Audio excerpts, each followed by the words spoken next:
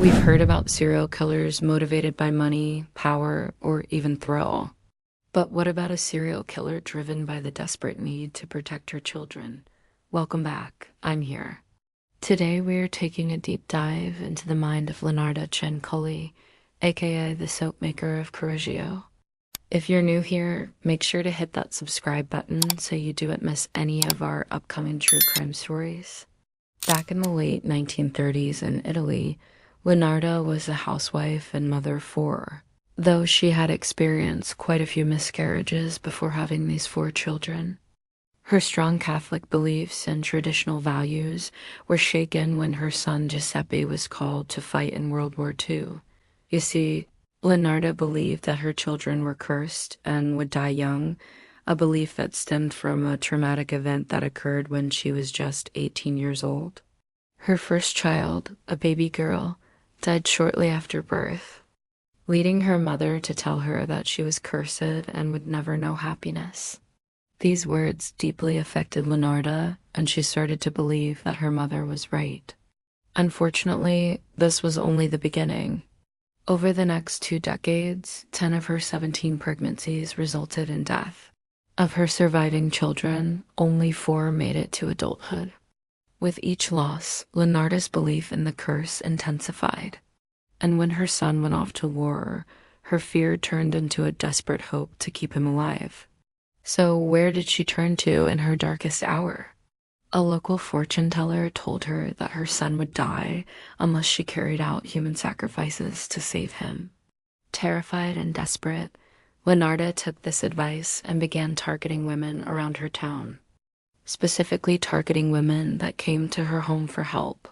Her victims included a maid who was looking for work, a teacher seeking new employment, and a well-known opera singer. She invited them over under false pretenses, gave them wine laced with sleeping pills, and then axed them to death. But she didn't stop there. She dismembered their bodies, boiled their remains in caustic soda, and turned them into soap bars.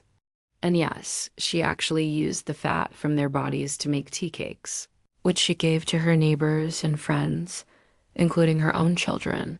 But why did she go to such extreme lengths? Her motive was clear. She believed that making these human sacrifices would break the curse and ensure her son's survival. How many women did she kill? Well, that's still a mystery, as she never revealed the true extent of her crimes. But we do know that she killed at least 3 women: Faustina, Francesca, and Virginia. After killing her victims, Leonarda would dispose of the bodies by boiling them and turning them into soap. But why did Virginia's sister eventually report her missing? That's because, unlike the other victims, Virginia was well known in town. So when she disappeared and no letters came, people started to take notice. Eventually, Virginia's sister went to the police and told them that her sister had gone to see Leonarda and had never come back. When the police searched Leonarda's house, they found a lot of blood and some women's belongings. They also found some soap that was still cooling in the molds. And when they cut through one of the bars, guess what they found inside? Some human hair. That's when Leonarda finally cracked and confessed to everything. She explained that she had killed these women because she thought she was cursed and that sacrificing them would protect her son. She also told the police where she hid the bodies and showed them how she had turned them into soap. Following her arrest, Leonarda's husband was initially suspected of being involved in the killings. However, with her detailed confession, he was soon cleared of any wrongdoing. In 1946, Leonarda went on trial. She didn't show remorse or fear. Instead, she calmly and matter-of-factly explained her actions as if she were giving a recipe. The trial made headlines across the country, and she became known as the soap maker of Correggio. In the end, Leonarda was convicted of multiple murders and sentenced to 30 years in prison plus 3 years in a criminal asylum. She died in prison in 1970. Well, that's all for today. What do you think about this chilling case? Let me know your thoughts in the comment section down below. And don't forget to subscribe for more terrifying tales. Thanks for watching. Stay safe, and I'll see you next time. From the outside, Leonarda appeared to be an ordinary Italian peasant woman. She lived in a small village with her husband and 4 children. But behind closed doors, she was a monster who would go on to earn the terrifying title of the soap maker of Correggio. How did she get that name? Well, you're about to find out. It all started when one of Leonarda's sons fell gravely ill. Like any caring mother, she wanted to help him, but all the doctors in town were stumped. They had no idea how to treat the boy, so they all gave up, except for one who told her that her son would only survive if she could find a special herbalist. Unfortunately, he died before she could find anyone. And soon after, Leonarda went to see a fortune teller who told her that if she wanted her son to live, she had to make a human sacrifice. This didn't sit well with her at first, but her desperation got the better of her. So where did she find her victims? The local newspaper reported that she lured young women to her home by promising them jobs, but it's also possible that she targeted random passers-by. When someone knocked on her door, she would invite them in, offer them a drink laced with sleeping pills, and then tie them up while they were unconscious.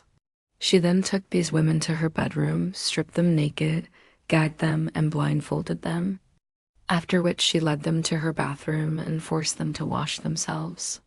After that, she either strangled them or hit them over the head until they were dead.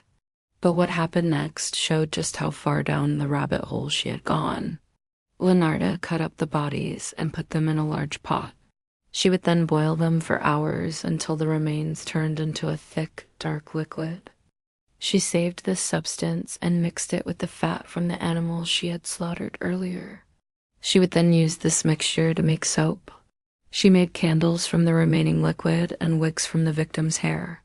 To cover up the smell of the blood and death, she burned resin and put flowers around her house. Her neighbors knew something was off about her, but they didn't know what. The police were never suspicious of her either, even though she had a lot of bloodstains on her clothes and floor. Eventually, she got away with her crimes for a long time, maybe because people were afraid of her and her creepy demeanor, or maybe because they didn't want to believe a respected member of the community was a killer. Finally, Leonarda's luck ran out when a woman named Giulia Romani reported her daughter missing. The police found out that Leonarda had been seen with the girl and arrested her.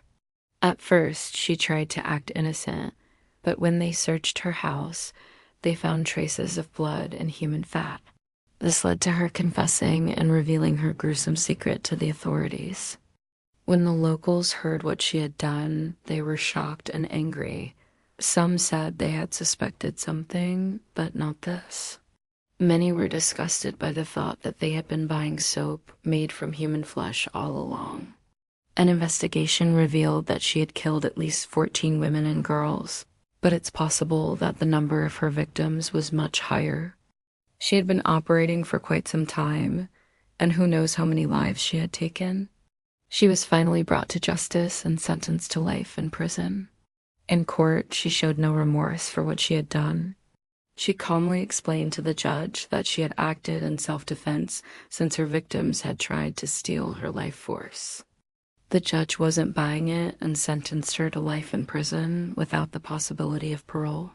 She spent her days in a small cell in the Italian prison of Pozzuoli. Prisoners weren't allowed to talk to her because they feared she might have been a witch. The guards also avoided her and refused to enter her cell unless they absolutely had to.